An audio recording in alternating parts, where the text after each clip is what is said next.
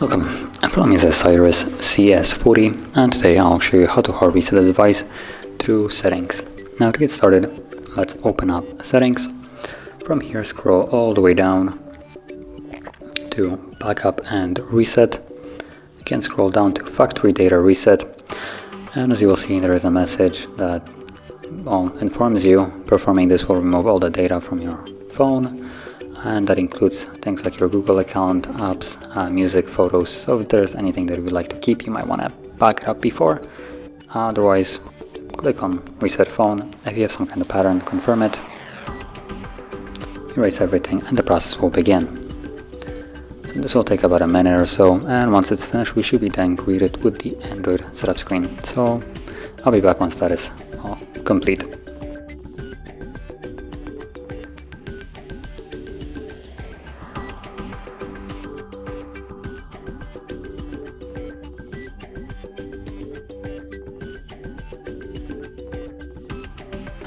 And as you can see now the process is finished, and you can set up your device as however you like.